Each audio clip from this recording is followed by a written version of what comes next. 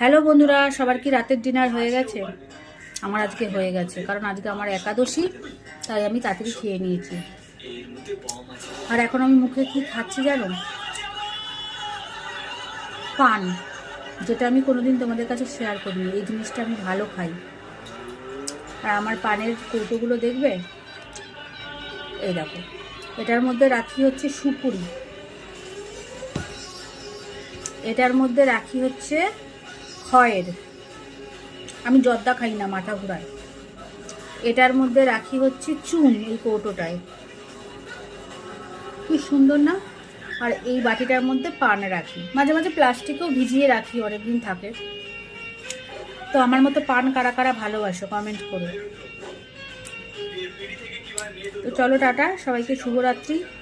পান খেতে খেতে সবাইকে শুভরাত্রি জানিয়ে দিলাম। এরপরে একদিন পান যখন বানাবো তখন ভিডিও করব।